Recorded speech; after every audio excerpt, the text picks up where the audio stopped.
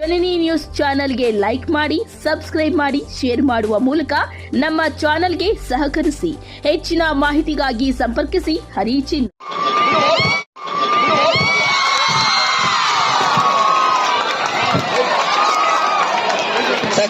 ನೋಡಿದಾಗ ಮಾತ್ರ ಒಳ್ಳೆ ವಿದ್ಯಾಸಂಸ್ಥೆಗಳಾಗಿ ಹೊರಗಡೆ ಬರ್ಲಿಕ್ಕೆ ಅವಕಾಶ ಆಗತ್ತೆ.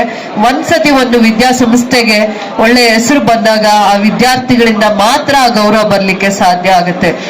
ಯಾವಾಗ್ಲೂ ಶಿಕ್ಷಕರಾಗಿರ್ಬೋದು, ಶಿಕ್ಷಕಿಯರಾಗಿರ್ಬೋದು, ಅವರ ಜ್ಞಾನ ಸಂಪತ್ತನ್ನ ನಿಮ್ಗೆ ದಾರೆ ಎರಿತಾ ಇರ್ತಾರೆ. ನಿಮಗೆ ಏನೆಲ್ಲ ಬೆಸ್ಟ್ ತ್ರಿಜಗವಂದಿತಾನೆ ಸುಜನರ ಪೋರೆವರೆ, ತ್ರಿಜಗವಂದಿತಾನೆ ಸುಜನರ ಪೋರೆವರೆ, ಗಜವದನ ಬೇಡುವೆ ಪಾಶಾಂಕುಶಧರನೆ, ಪರಮ ಪವಿತ್ರನೆ ಪಾಶಾಂಕುಶಧರನೆ.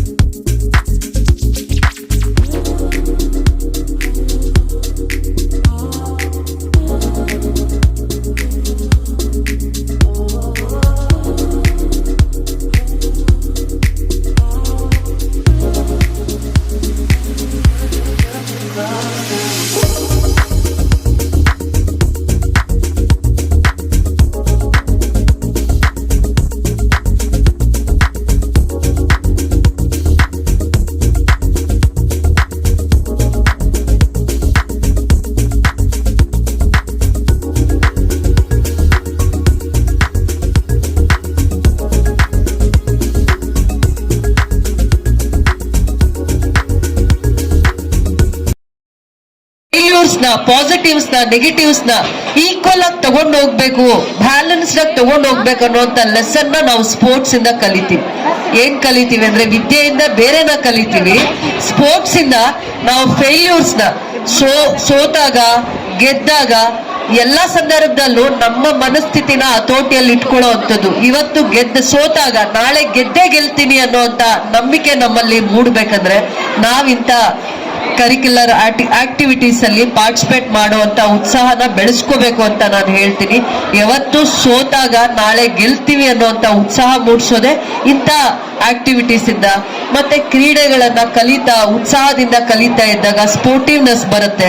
ಸ್ಪೋರ್ಟಿವ್ನೆಸ್ ಅಲ್ಲಿ ನಾವು ಇವತ್ತು ಪ್ರಯತ್ನ ಮಾಡಿರೋದು ನಾಳೆ ಆದ್ರೂ ಅದನ್ನ ನಾನು ಪ್ರಯತ್ನ ಮಾಡಿ ಗೆಲ್ತೀನಿ ಅನ್ನುವಂತ ನಂಬಿಕೆ, ಕಾನ್ಫಿಡೆನ್ಸ್ ಅಂತ ಬರೋದು ಇದರಿಂದಾನೆ. ಅದಕ್ಕೆ ಪ್ರತಿ ವರ್ಷನೂ ಈವೆಂಟ್ಸ್ ನ ಕಂಡಕ್ಟ್ ಮಾಡ್ತಾರೆ. ನಿಮ್ಮಲ್ಲಿ ಆ ಉತ್ಸಾಹ ಒಂದು ಪ್ರೋತ್ಸಾಹ ಕಲಿಸಿ ನಿಮ್ಗೆ ಪ್ರಾಕ್ಟೀಸಸ್ ಕೊಟ್ಟು ಬೆಸ್ಟ್ ಪರ್ಫಾರ್ಮ್ ಮಾಡ್ಲಿಕ್ಕೆ ಗುರುಗಳು ಕಾರಣೀಭೂತರಾಗಿರ್ತಾರೆ. ಇಂಥ ಇವೆಂಟ್ಸ್ ಅಲ್ಲಿ ನೀವು ಪಾರ್ಟಿಸಿಪೇಟ್ ಮಾಡಿ ಲೈಫ್ ಅಲ್ಲಿ ತುಂಬಾ ಒಳ್ಳೆ ಲೆಸನ್ಸ್ ನ ನಾವು ಗುರುಕುಲದಲ್ಲಿ ವಿದ್ಯಾಸಂಸ್ಥೆಗಳಲ್ಲಿ ಕಲಿತಾ ಬರ್ತೀವಿ ಅನ್ನೋದಕ್ಕೆ ನಾನು ನನ್ನ ತಂದೆ ತಾಯಿಗಿಂತ ಗುರುಕುಲದಲ್ಲಿ ಗುರುಗಳಿಂದ ಬಹಳ ಒಳ್ಳೆ ಪಾಠ ಕಲ್ತಿದ್ದೀನಿ ಅಂತ ನಾನು ನಿಮ್ ಮುಂದೆ ಒಂದು ಮಾತು ಹೇಳಲಿಕ್ಕೆ ಇಷ್ಟಪಡ್ತಾ, ಈ ದಿನ ಕಲರ್ಫುಲ್ ಆಗಿರ್ಲಿ. ಈ ದಿನ ಸ್ಪೋರ್ಟ್ಸ್ ಅಲ್ಲಿ ಭಾಗವಹಿಸ್ತಾ ಇರುವಂತ ಎಲ್ಲಾ ಮಕ್ಕಳಿಗೂ ಕೂಡ ನಾನು ಎನ್ಕರೇಜ್ ಮಾಡ್ತಾ, ನಾನು ನನ್ನ ಪ್ರೋತ್ಸಾಹವನ್ನು ನಿಮ್ಗೆ ನೀಡ್ತಾ ಆಲ್ ದ ಬೆಸ್ಟ್ ಅಂತ ಹೇಳ್ತಾ, ಬರುವಂತ ದಿನಗಳಲ್ಲಿ ನಿಮ್ಮ ಕನಸು ಕೂಡ ಮಕ್ಕಳ ವಿದ್ಯಾರ್ಥಿಗಳ ಕನಸು ಏನಿದೆ ನನ್ಸಾಗ್ಲಿ ಅಂತ ಹೇಳ್ತಾ, ವಿದ್ಯಾಸಂಸ್ಥೆಗೆ ಒಳ್ಳೆಯ ಹೆಸರನ್ನ ತಂದ್ಕೊಡುವಂತ ಮಕ್ಕಳು ನೀವು ಆಗ್ಬೇಕು. ತಂದೆ ತಾಯಿ ನಿಮ್ಮನ್ನ ಪ್ರೀತಿ ವಾತ್ಸಲ್ಯದಿಂದ ಬೆಳೆಸಿರುವಂತ ಮಕ್ಕಳು ನೀವು ಒಳ್ಳೆಯ ಮುಂದೆ ಭವಿಷ್ಯದಲ್ಲಿ ಅವ್ರು ಏನ್ ಕನಸು ಕಂಡಿರ್ತಾರೆ ಆ ಕನಸಲ್ಲಿ ನಿಮ್ಮನ್ನ ಹುಡುಕೊಳ್ಳುವಂತ ಜವಾಬ್ದಾರಿನ ನೀವು ಮೈಗೂಡಿಸ್ಕೋಬೇಕು. ತಂದೆ ತಾಯಿ ತುಂಬಾ ಕನಸನ್ನ ಇಟ್ಕೊಂಡಿರ್ತಾರೆ ಮಕ್ಕಳ ಬಗ್ಗೆ, ಅವ್ರು ಸಾಧಿಸಕ್ ಆಗಿರಲ್ಲ, ಆದ್ರೆ ನಿಮಗೆ ಅವಕಾಶ ಕೊಡ್ತಾ ಇರ್ತಾರೆ. ತಂದೆ ತಾಯಿ ಗುರುಗಳು ಲ್ಯಾಡರ್ ಆಗಿರ್ತಾರೆ ಪ್ರತಿ ವಿದ್ಯಾರ್ಥಿಗೆ, ಮಕ್ಕಳಿಗೆ. ನಿಮ್ಮನ್ನ ವಿದ್ಯಾರ್ಥಿಯಾಗಿ ನೋಡಲ್ಲ ಗುರುಗಳು, ಅವರ ಮಕ್ಕಳಿಗಿಂತ ಜಾಸ್ತಿ ಅಕ್ಕರೆಯಿಂದ ನೋಡ್ತಾರೆ. ಬೇಕಾದ್ರೆ ನೀವು ಯಾವತ್ತಾದ್ರೂ ಅವರಲ್ಲಿ ವಿಚಾರ ಮಾಡಿ ನೋಡಿ. ತಮ್ಮ ಮಕ್ಕಳಿಗಿಂತ 100 ಪಟ್ಟು ನಿಮ್ಮನ್ನ ಪ್ರೀತಿಯಿಂದ ಆರೈಕೆಯಿಂದ ನಿಮ್ಮ ಒಳ್ಳೆ ಭವಿಷ್ಯಕ್ಕಾಗಿ ತಪಸ್ ಮಾಡ್ತಾರೆ. ಅಂದ್ರೆ ಪ್ರತಿದಿನ ಅವರು ಓದ್ಕೊಂಡ್ ಬರ್ತಾರೆ, ಟ್ರೈನಿಂಗ್ ಆಗ್ತಾರೆ, ನಿಮ್ಮನ್ನ ಯಾವ ರೀತಿ ಇಂಪ್ರೆಸ್ ಮಾಡಿ ಪಾಠ ಹೇಳ್ಕೊಡ್ಲಿ ಅಂತ ಒಂದು ಹೋಮ್ವರ್ಕ್ ಮಾಡ್ತಾ ಇರ್ತಾರೆ ನಿಮ್ಮೆಲ್ಲ ಶಿಕ್ಷಕಿಯರು. ನೀವು ಬೇಕಾದ್ರೆ ತಿಳ್ಕೊಳ್ಳಿ. ತಂದೆ ತಾಯಿ ಜೊತೆ ಗುರುಗಳು ಕೂಡ ನೀವು ಒಂದೊಂದು ಹಂತದಲ್ಲಿ ಮೆಟ್ಲೆತ್ತಿ ಮೇಲೆ ಬರ್ಲಿಕ್ಕೆ ಅವರು ನಮ್ಗೆ ಒಂದು ಲ್ಯಾಡರ್ ಆಗಿರ್ತಾರೆ. ಸೊ ಅವರ ಸೇವೆ ಏನು, ಅವರ ಕಾಳಜಿ ಏನು, ಅವರ ಜವಾಬ್ದಾರಿ ಏನು ಮರೆಯುವಂತ ವಿದ್ಯಾರ್ಥಿ ನೋಡಿದಾಗ ಮಾತ್ರ ಒಳ್ಳೆ ವಿದ್ಯಾಸಂಸ್ಥೆಗಳಾಗಿ ಹೊರಗಡೆ ಬರ್ಲಿಕ್ಕೆ ಅವಕಾಶ ಆಗತ್ತೆ. ಒಂದ್ಸತಿ ಒಂದು ವಿದ್ಯಾಸಂಸ್ಥೆಗೆ ಒಳ್ಳೆ ಹೆಸರು ಬಂದಾಗ ಆ ವಿದ್ಯಾರ್ಥಿಗಳಿಂದ ಮಾತ್ರ ಆ ಗೌರವ ಬರ್ಲಿಕ್ಕೆ ಸಾಧ್ಯ ಆಗುತ್ತೆ. ಯಾವಾಗ್ಲೂ ಶಿಕ್ಷಕರಾಗಿರ್ಬೋದು, ಶಿಕ್ಷಕಿಯರಾಗಿರ್ಬೋದು, ಅವರ ಜ್ಞಾನ ಸಂಪತ್ತನ್ನ ನಿಮ್ಗೆ ದಾರೆ ಎರಿತಾ ಇರ್ತಾರೆ. ನಿಮಗೆ ಏನೆಲ್ಲ ಬೆಸ್ಟ್ ಟೀಚಿಂಗ್ ಕೊಡಕ್ಕಾಗತ್ತೆ ಅದನ್ನ ಕೊಡ್ತಾ ಇರ್ತಾರೆ. ಟ್ರೈನಿಂಗ್ ಕೊಡ್ತಾರೆ, ಟ್ಯೂಷನ್ ಕೊಡ್ತಾರೆ, ಬೆಸ್ಟ್ ಎಜುಕೇಶನ್, ಕ್ವಾಲಿಟಿ ಎಜುಕೇಶನ್ ಕೊಡ್ಬೇಕು ಅಂತ ಪ್ರತಿ ಒಂದು ಇನ್ಸ್ಟಿಟ್ಯೂಷನ್ಸ್ಗೂ ಅದು ಒಂದು ಕನ್ಸಿರುತ್ತೆ. ಆದ್ರೆ ಅದಕ್ಕೆ ಗೌರವನ, ಕೀರ್ತಿಯನ್ನ ತಂದ್ಕೊಡುವಂಥದ್ದು ಸ್ಟೂಡೆಂಟ್ಸ್ಗೆ. ಇವತ್ತು ಒಂದು ಸ್ಪೋರ್ಟ್ಸ್ ಇವೆಂಟ್ ನ ಇನಾಗ್ರೇಟ್ ಮಾಡ್ಲಿಕ್ಕೆ ಬಂದಿದ್ದೀನಿ. ಬೇರೆ ಬೇರೆ ಕಾರ್ಯಕ್ರಮಗಳು ಇದೆ. ಅದ್ರ ಜೊತೆಯಲ್ಲೂ ಕೂಡ ವಿದ್ಯಾರ್ಥಿಗಳನ್ನ ನೋಡಿದಾಗ ನಾವು ಕಳ್ಕೊಂಡಿರುವಂತ ದಿನಗಳು ಮೆಲ್ಕ್ ಹಾಕೋದು ಇದೊಂದೇ ಜಾಗದಲ್ಲಿ. ಯಾಕೆಂದ್ರೆ ನೀವು ಅಷ್ಟು ಎನರ್ಜೆಟಿಕ್ ಆಗಿರ್ತೀರ. ನಿಮ್ಮಲ್ಲಿ ಅಷ್ಟು ಎನರ್ಜೆಟಿಕ್ ಆಗಿ ಜೊತೆ ಉತ್ಸಾಹದಿಂದ ಎಲ್ಲಾ ವಿಚಾರಗಳನ್ನ ತಿಳ್ಕೊಳ್ಳುವಂಥದ್ದು, ಎಲ್ಲ ವಾತಾವರಣನ ಇವತ್ತು ಈ ಇವೆಂಟ್ ನ ಕೂಡ ಕಲರ್ಫುಲ್ ಆಗಿ ಮಾಡುವಂತ ಕಲೆ ಮತ್ತೆ ಆಸಕ್ತಿ ನಿಮ್ಗೆ ಮಾತ್ರನೇ ಇದೆ. ಯಾಕೆ ಆಸಕ್ತಿ ಇದೆ ಅಂತ ಹೇಳ್ತೀನಿ. ಸ್ಪೋರ್ಟ್ಸ್ ಇವೆಂಟ್ ಅಲ್ಲಿ ನೀವೆಲ್ಲ ಪಾರ್ಟಿಸಿಪೇಟ್ ಮಾಡ್ತೀರಾ, ಹೌದಲ್ವಾ? ಎಷ್ಟು ಜನ ಸ್ಪೋರ್ಟ್ಸ್ ಇವೆಂಟ್ ಅಲ್ಲಿ ಪಾರ್ಟಿಸಿಪೇಟ್ ಮಾಡಿದೀರಾ? ಎಷ್ಟು ಜನ ಮಾಡಿದೀರಾ? ಸಂಸ್ಥೆಗಳು, ಶಿಕ್ಷಣ ಸಂಸ್ಥೆಗಳು ಯಾವ ರೀತಿ ಇರ್ಬೇಕಂದ್ರೆ ಪ್ರತಿ ಹಂತದಲ್ಲೂ ಕೂಡ ವಿದ್ಯಾರ್ಥಿಗಳಿಗೆ ದಾರಿದೀಪ ಆಗ್ಬೇಕಾಗತ್ತೆ. ಶಿಕ್ಷಣ ಸಂಸ್ಥೆಗಳು ಎಲ್ಲಾ ಕಡೆನೂ ಹೇಳ್ತಾರೆ, ಎಜುಕೇಶನ್ ಇನ್ಸ್ಟಿಟ್ಯೂಷನ್ಸ್ ರೆವಲ್ಯೂಷನರಿ ರಿಫಾರ್ಮ್ಸ್ ನ ತಂದಾಗ ಮಾತ್ರ ಬೆಸ್ಟ್ ಎಜುಕೇಶನ್ ನ ಕೊಡ್ಲಿಕ್ಕೆ ಆಗುತ್ತೆ. ರೆವಲ್ಯೂಷನರಿ ರಿಫಾರ್ಮ್ಸ್ ನ ತಂದಾಗ ಮಾತ್ರ we can see a best education system, best education reforms ಆಗುತ್ತೆ. ಯಾವಾಗ ವಿದ್ಯಾರ್ಥಿಗಳಲ್ಲಿ ತಂದೆ ತಾಯಿ ಹುಡುಕ್ತಾರೋ ಇಲ್ಲೋ ನಿಮ್ಮಲ್ಲಿ ಏನ್ ಕಲೆ ಇದೆ, ಟ್ಯಾಲೆಂಟ್ ಇದೆ, ಯಾವ ಇದರಲ್ಲಿ ಆಸಕ್ತಿ ಇದೆ, ಯಾವ ದಾರಿಯಲ್ಲಿ ನಿಮ್ಮನ್ನ ಕರ್ಕೊಂಡು ಹೋಗ್ಬೇಕು ಅನ್ನೋಂಥ ವಿಚಾರದಲ್ಲಿ ತಂದೆ ತಾಯಿಗೆ ಮೀರಿರುವಂತವ್ರು ಗುರುಗಳು. ಅಂದ್ರೆ ಗುರುವಿಗೆ ಎಷ್ಟು ಆ ಕಾಳಜಿ ಇರುತ್ತೆ ಅಂದ್ರೆ ಪ್ರತಿ ವರ್ಷನೂ ಕೂಡ ಬಹಳ ಜನ ವಿದ್ಯಾರ್ಥಿಗಳಿಗೆ ಭವಿಷ್ಯವನ್ನ ಕೊಡ್ತಾರೆ, ಉತ್ತೇಜನವನ್ನ ಕೊಡ್ತಾರೆ, ಸಹಕಾರವಾಗಿ ನಿಲ್ತಾರೆ. ಯಾವಾಗ್ಲೂ ವಿದ್ಯಾರ್ಥಿಗಳಿಗೆ ಗುರಿ ಇರಬೇಕು, ಆ ಗುರಿಯನ್ನ ಮುಟ್ಲಿಕ್ಕೆ ಗುರು ಇರಬೇಕು ನಮ್ ಜೊತೆ ಅಂತ ಹೇಳ್ತಾರೆ. ಅಂದ್ರೆ ಗುರುವಿನ ಸ್ಥಾನ ಪಾವಿತ್ರತೆ ಆಗಿದೆ. ಎಲ್ಲರೂ ಒಂದು ಸ್ಥಾನಕ್ಕೆ ಅವರವ್ರ ಜವಾಬ್ದಾರಿಯನ್ನು ನಿಭಾಯಿಸ್ತಾರೆ. ಆದ್ರೆ ಗುರುವಿನ ಸ್ಥಾನ, ವಿಶೇಷವಾಗಿ ತಂದೆಯ ಸ್ಥಾನ, ತಾಯಿಯ ಸ್ಥಾನ, ಎಲ್ಲವನ್ನೂ ಮೀರಿ ನಿಲ್ಲುವಂಥದ್ದೇ ಗುರುವಿನ ಸ್ಥಾನ ಆಗಿರುತ್ತೆ. ಯಾವತ್ತು ವಿದ್ಯೆ ನಿಮಗೆ ಎಷ್ಟು ಸಂಸ್ಕಾರವನ್ನ ಕೊಡುತ್ತೆ, ಜೀವನದಲ್ಲಿ ಗುರಿಯನ್ನ ಮುಟ್ಟಿಸುತ್ತೆ.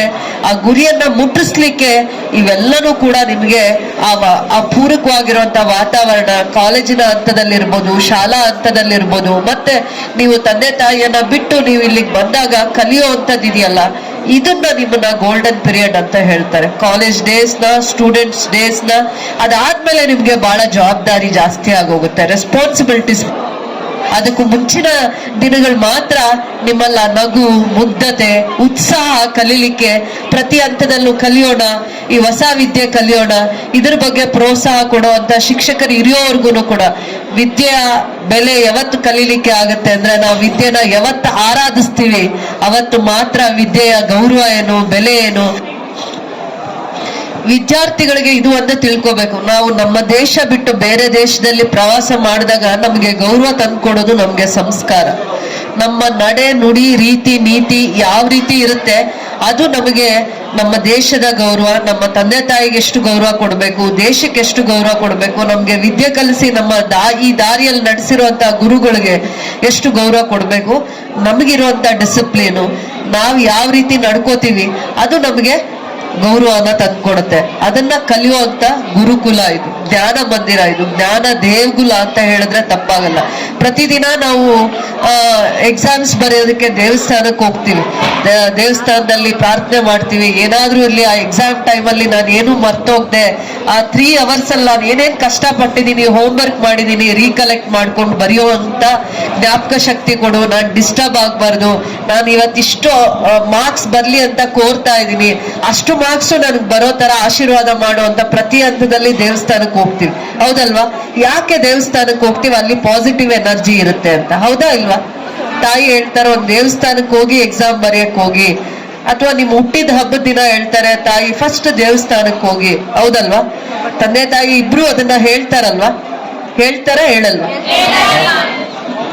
ಅವೆಲ್ಲ ನಮಗೆ ಆ ಪಾಸಿಟಿವ್ ಎನರ್ಜಿ ಎಲ್ಲಿದೆ, ಆ ಒಳ್ಳೆ ಸಂಸ್ಕಾರ ಎಲ್ಲಿದೆ, ತಾಯಿನೋ ತಂದೆನೋ ಮಕ್ಕಳಿಗೆ ಏನು ಗುಣ ಇರುತ್ತೆ ಗೊತ್ತಿರಲ್ಲ. ಆದ್ರೆ ಆ ವಿಚಾರಗಳನ್ನ ತಿಳಿಸೋಂತ ವಿಚಾರದಲ್ಲಿ ಆ ತಂದೆ ತಾಯಿಗೆ ನಿಮ್ ಬಗ್ಗೆ ಪ್ರೀತಿ ಕಾಳಜಿ ಇದೆ ಅಂತ ಅನ್ಸುತ್ತಾ?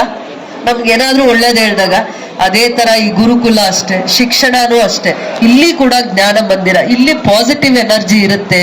ಸಾವಿರಾರು ಜನ ಮಕ್ಕಳು ಎಲ್ಲಿ ಓದ್ತಾರೆ, ಎಲ್ಲಿ ಆ ವಿದ್ಯೆ ಬಗ್ಗೆ ನಿಮಗೆ ಗೌರವ ಇರುತ್ತೆ, ವಿದ್ಯೆ ಕಲಿಬೇಕು ಅಂತ ಆಸಕ್ತಿ ಇರುತ್ತೆ. ವಿದ್ಯೆಯನ್ನ ಕಲಿತು ನೀವು ಭವಿಷ್ಯದಲ್ಲಿ ನಾಳೆ ಏನ್ ಬೇಕಾದ್ರೂ ಆಗ್ಬೋದು.